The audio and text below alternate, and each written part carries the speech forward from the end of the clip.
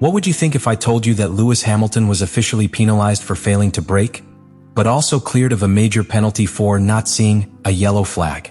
Today I tell you the complete story behind one of the most controversial decisions of the year in Formula One. What really happened in Brazil?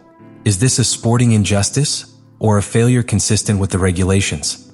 Interlagos, November 7, 2025.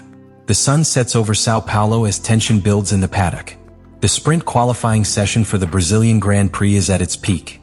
This is the second part of the shootout, SQ2, where the margins are tiny and the errors are unforgivable. In this critical context, Scuderia Ferrari tries to place its two cars within the top 10, but a mistake by Charles Leclerc completely alters the development of the weekend and unleashes a storm that continues to generate debate even today. At the exit of turn 10, known as Bico de Pato, Leclerc loses control of the SF25 when accelerating too aggressively on a dirty line of the circuit. The car locks the front wheels, skids, and performs a complete spin. It ends up facing the opposite direction, stopped on the side of the track in a compromised position. This incident is not minor. The car, although immobilized, represents a potential danger both to itself and to the competitors who are coming at full speed behind. The race direction, as dictated by protocol, immediately activates the double yellow flags in the affected sector.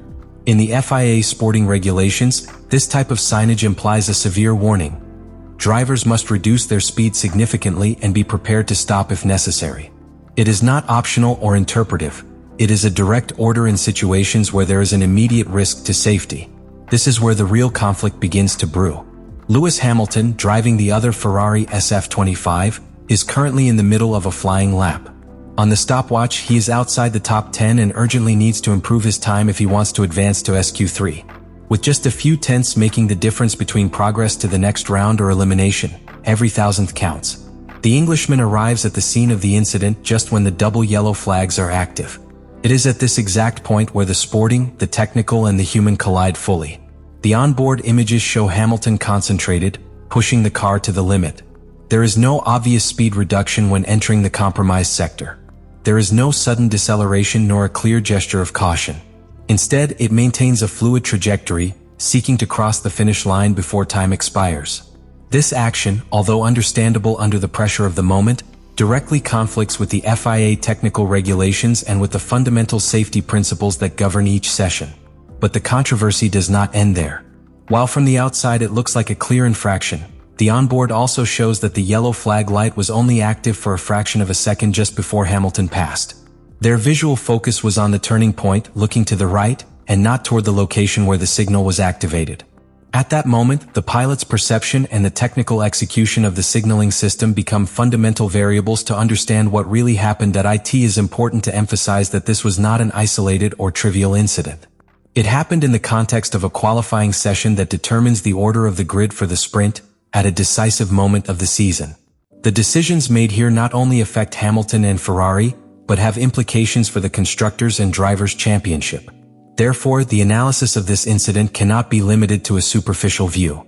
It requires understanding the dynamics on the track, the margins of error that drivers work with, and how competitive pressure can push the limits of regulatory interpretation. What happened at Interlagos was not just on the track.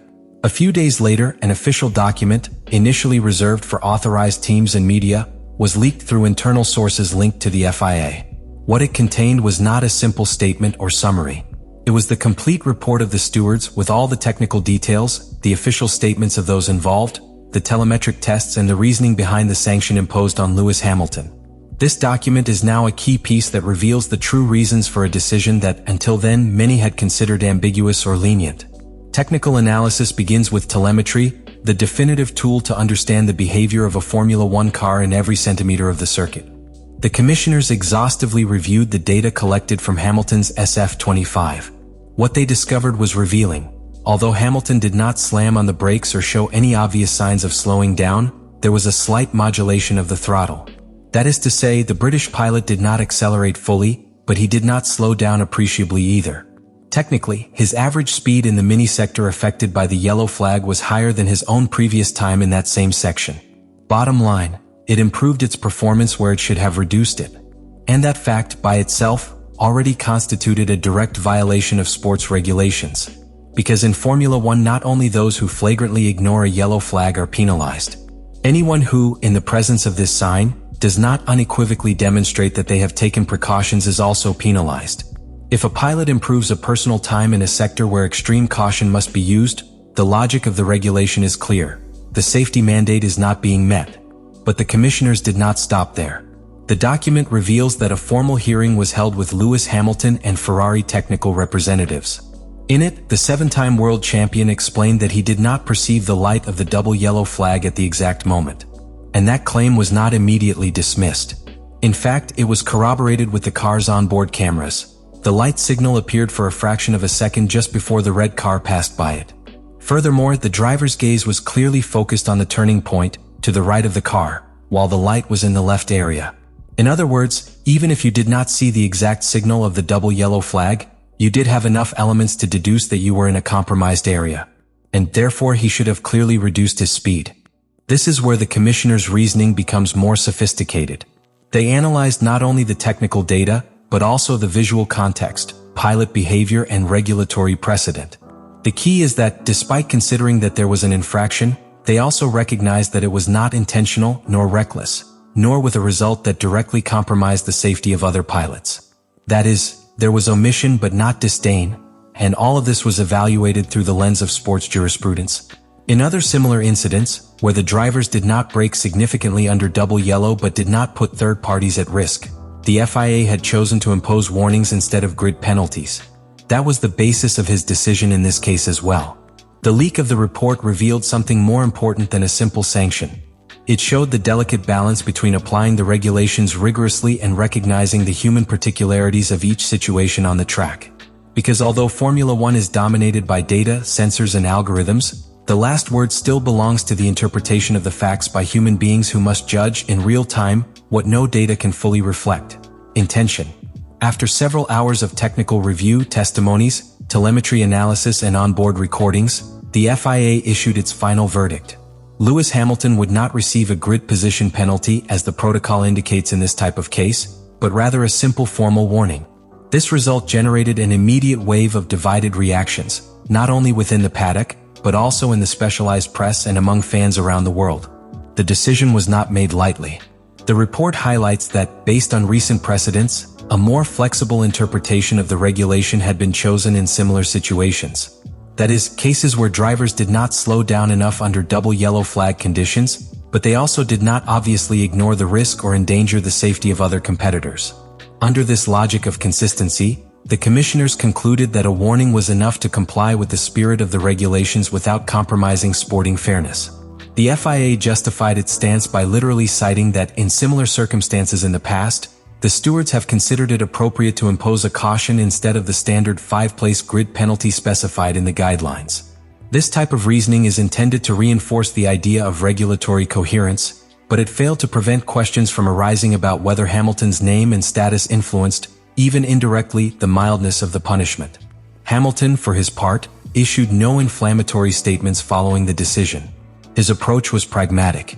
He acknowledged that the incident had been an extreme experience and that, in some ways, it showed how delicate risk management under pressure can be. But he also left a phrase that resonated in the paddock. In F1, every decision counts. Sometimes, even when you think you are doing the right thing, the line between what is allowed and what is prohibited is so thin that only the FIA can see it.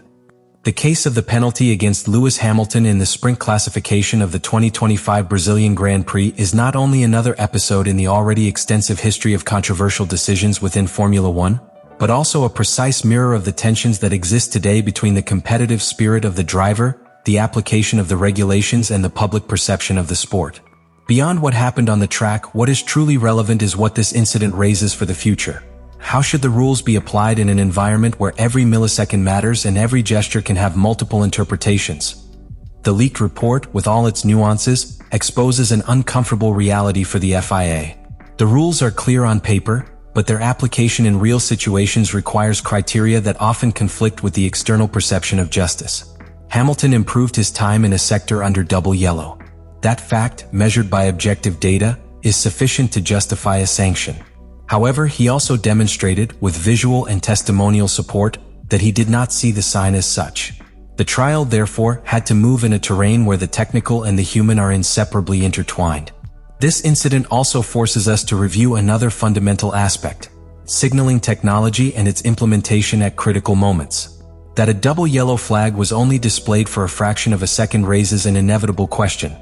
Is that margin enough for a driver at more than 250 kilometers per hour to perceive the risk and act? The answer to that question has implications that go beyond Hamilton and Ferrari. It affects the safety of the sport and the credibility of its authorities. Let me know in the comments what you think about all this.